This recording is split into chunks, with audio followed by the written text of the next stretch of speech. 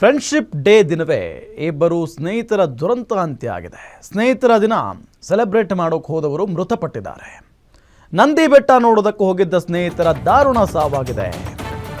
ಇವತ್ತು friendship day. ಈ ದಿನ ಇಬ್ಬರು ಸ್ನೇಹಿತರ ದುರಂತ ಅಂತ್ಯ ಆಗಿದೆ. ಸ್ನೇಹಿತರ ದಿನ ಸೆಲೆಬ್ರೇಟ್ ಮಾಡೋದಕ್ಕೆ ಹೋದವರು ಸಾವನ್ನಪ್ಪಿದ್ದಾರೆ. ಏನಾಗಿತ್ತು ಹಾಗಾದ್ರೆ? ನಂದಿ ಬೆಟ್ಟದ 18ನೇ ತಿರುವಿನಲ್ಲಿ ಅಪಘಾತ ಆಗಿದೆ. ಇಬ್ಬರು ಸಾವನ್ನಪ್ಪಿದ್ದಾರೆ. ನಂದಗುಡಿ ಮೂಲದ ಶ್ರೀಕಾಂತ್, ಕಣಿತಹಳ್ಳಿಯ ಅರವಿಂದ ಮೃತಪಟ್ಟಿರೋದು. ತಿರುಮಲಪ್ಪ ಮುನಿಲಕ್ಷ್ಮಮ್ಮ ದಂಪತಿಯ ಏಕೈಕ ಪುತ್ರ ಅರವಿಂದ. ಒಂದೇ ಕುಟುಂಬದ ಬಾಮೈದರಾಗಿದ್ದ ಅರವಿಂದ ಮತ್ತು ಶ್ರೀಕಾಂತ್. ಬೈಕ್ ನಿಯಂತ್ರಣ ತಪ್ಪಿ ಕಲ್ಲಿಗೆ ಡಿಕ್ಕಿ ಹೊಡೆದ ಬೈಕ್ ಸವಾರ. ಸ್ವಲ್ಪ ರಿಸ್ಕ್ ಇದೆ, ಅಲ್ಲೆಲ್ಲ ಹೋಗೋಕೆ ಭಾಳ ಹುಷಾರಾಗಿರಬೇಕು. ನಂದಿ ಬೆಟ್ಟದಿಂದ ಕೆಳಗಿಳಿಯುವ ವೇಳೆ ದುರ್ಘಟನೆ ನಡೆದಿದೆ. ಸ್ಥಳಕ್ಕೆ ನಂದಿಗಿರಿಧಾಮ ಪೊಲೀಸರು ಭೇಟಿ ಕೊಟ್ಟು ಪರಿಶೀಲನೆಯನ್ನು ನಡೆಸಿದ್ದಾರೆ. ಚಿಕ್ಕಬಳ್ಳಾಪುರ ತಾಲೂಕಿನ ನಂದಿ ಪೊಲೀಸ್ ಠಾಣಾ ವ್ಯಾಪ್ತಿಯಲ್ಲಾಗಿರುವಂಥ ಘಟನೆ ಇದು.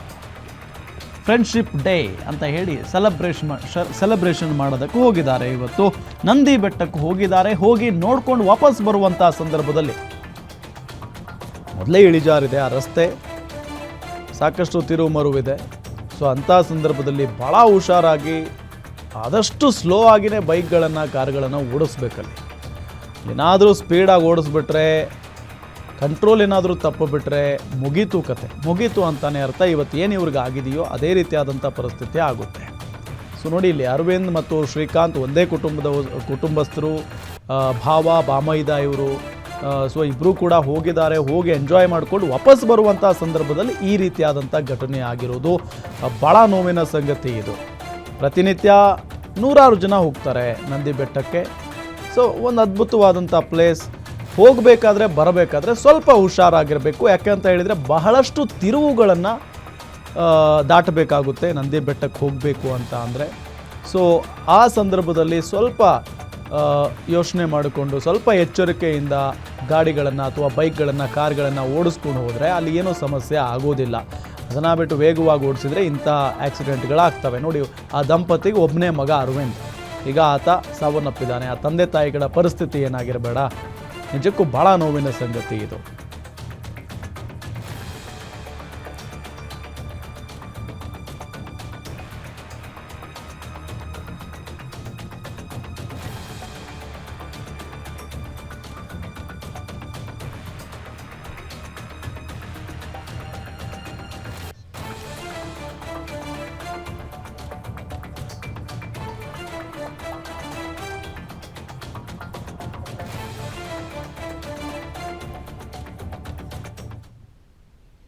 ಕೃಷ್ಣಾ ನದಿ ಬ್ರಿಡ್ಜ್ ಮೇಲಿಂದ ಪತಿ ತಳ್ಳಿ ಪತ್ನಿ ಕೊಲೆಗೆ ಯತ್ನಿಸಿದ ಪ್ರಕರಣ.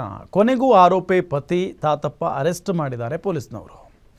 ರಾಯಚೂರು ಮಹಿಳಾ ಠಾಣೆ ಪೊಲೀಸರಿಂದ ಆರೋಪಿ ಪತಿ ತಾತಪ್ಪ ಅರೆಸ್ಟ್ ಆಗಿರೋದು. ಕೃಷ್ಣಾ ನದಿ ಬ್ರಿಡ್ಜ್ ಮೇಲಿಂದ ಪತಿಯನ್ನು ತಳ್ಳಿ ಪತ್ನಿ ಕೊಲೆಗೆ ಪ್ರಯತ್ನ ಪಟ್ಟಂಥ ಒಂದು ವಿಡಿಯೋ ಸಿಕ್ಕಾಪಟ್ಟೆ ವೈರಲ್ ಆಯಿತು. ಮತ್ತು ಭಾಳ ಆ ಮಹಿಳೆ ಅಥವಾ ಯುವತಿ ಏನಿದ್ದಾಳಲ್ಲ, ಆಕೆಯ ವಿರುದ್ಧ ಅಂತೂ ಸಾಮಾಜಿಕ ಜಾಲತಾಣದಲ್ಲಿ ಬೈದೇ ಇರೋ ಬೈಗಳಗಳಿಲ್ಲ, ಅಷ್ಟು ಕೆಟ್ಟದಾಗಿ ನಿಂದಿಸಿದ್ರು.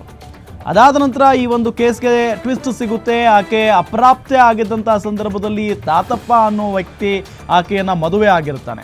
ಕೌಟುಂಬಿಕ ಕಲಹ ಹಿನ್ನೆಲೆ ಇದೆಲ್ಲವೂ ಕೂಡ ಎಲ್ರಿಗೂ ಗೊತ್ತಾಗುತ್ತೆ. ಇದೇ ಪ್ರಕರಣದ ತನಿಖೆ ವೇಳೆ ಬಾಲ್ಯ ವಿವಾಹ ಮಾಡಿಕೊಂಡಿರುವಂಥ ವಿಚಾರವೂ ಕೂಡ ಬಯಲಾಗುತ್ತೆ. ಸದ್ಯ ಆರೋಪಿ ತಾತಪ್ಪನನ್ನ ಬಂಧಿಸಿ ವಿಚಾರಣೆಗೆ ಒಳಪಡಿಸಲಾಗಿದೆ.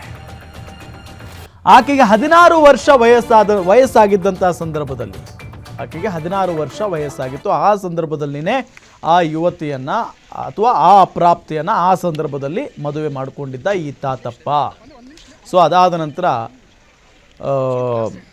ಎಲ್ಲೋ ಹೋಗೋಣ ಬಾ ಅಂತ ಕರ್ಕೊಂಡು ಹೋಗಿ ಈ ಯುವತಿ ಆತನನ್ನು ನದಿಗೆ ತಳ್ಳಿಬಿಟ್ಟಿದ್ಲು. ಸೊ ಅಲ್ಲಿಗೆ ಈಕೆಯ ವಿರುದ್ಧ ಅಂತೂ ದೊಡ್ಡ ಮಟ್ಟದಲ್ಲಿ ಆಕ್ರೋಶ ವ್ಯಕ್ತವಾಗ್ತಾ ಇತ್ತು. ಈಕೆಗೆ ಕಠಿಣ ಶಿಕ್ಷೆ ಆಗಬೇಕು, ಕಠಿಣ ಕ್ರಮ ಆಗಬೇಕು ಅಂತ ಹೇಳಿ ಇದನ್ನು ವಿಚಾರಣೆಗೆ ಒಳಪಡಿಸಿದಂಥ ಸಂದರ್ಭದಲ್ಲಿ ಒಂದು ಅಸಲಿ ಸತ್ಯ ಹೊರಗಡೆ ಬರುತ್ತೆ. ಅಪ್ರಾಪ್ತೆ ಇದ್ದಂಥ ಸಂದರ್ಭದಲ್ಲಿ ಈಕೆಯನ್ನು ಮದುವೆಯಾಗಿದ್ದ ತಾತಪ್ಪ ಅಂತ ಹೇಳಿ. ಹಾಗಾಗಿ ಆತನನ್ನು ಅರೆಸ್ಟ್ ಮಾಡಬೇಕು ಅನ್ನೋ ಕೂಗು ಕೂಡ ಜೋರಾಗಿತ್ತು. ಅದರಂತೆ ಇವತ್ತು ಆತನನ್ನು, ಆ ತಾತಪ್ಪ ಅನ್ನೋನನ್ನು ಅರೆಸ್ಟ್ ಮಾಡಿದ್ದಾರೆ. ನಿಮಗೆ ದೃಶ್ಯದಲ್ಲಿ ನಾವು ತೋರಿಸ್ತಾ ಇದ್ದೀವಿ. ರಾಯಚೂರು ಮಹಿಳಾ ಠಾಣೆ ಪೊಲೀಸರಿಂದ ಆರೋಪಿ ಪತಿ ತಾತಪ್ಪನನ್ನ ಅರೆಸ್ಟ್ ಮಾಡಲಾಗಿದೆ. ಬಾಲ್ಯ ವಿವಾಹ ಪೋಕ್ಸೋ ಕಾಯ್ದೆಯಡಿ ತಾತಪ್ಪನ ವಿರುದ್ಧ ದಾಖಲಾಗಿತ್ತು ಕೇಸ್. 16 ವರ್ಷದ ಅಪ್ರಾಪ್ತೆಯನ್ನು ಮದುವೆಯಾಗಿದ್ದ ಆರೋಪಿ ಪತಿ ತಾತಪ್ಪ ಕೌಟುಂಬಿಕ ಕಲಹ ಹಿನ್ನೆಲೆ ಪತ್ನಿ ಬ್ರಿಡ್ಜ್ ಮೇಲಿಂದ ತಳ್ಳಿ ಹತ್ಯೆಗೆ ಪ್ರಯತ್ನ ಪಟ್ಟಿದ್ಲು ಅನ್ನೋ ಆರೋಪ. ಇದೇ ಪ್ರಕರಣದ ತನಿಖೆ ವೇಳೆ ಬಾಲ್ಯ ವಿವಾಹ ಮಾಡಿರೋ ಸತ್ಯ ಬಯಲಾಗಿದೆ. ಈ ಹಿನ್ನೆಲೆ ಸದ್ಯ ಆರೋಪಿ ತಾತಪ್ಪನನ್ನ ಬಂಧಿಸಿ ವಿಚಾರಣೆಯನ್ನ ನಡೆಸ್ತಾ ಇದ್ದಾರೆ ಪೊಲೀಸ್ನವರು.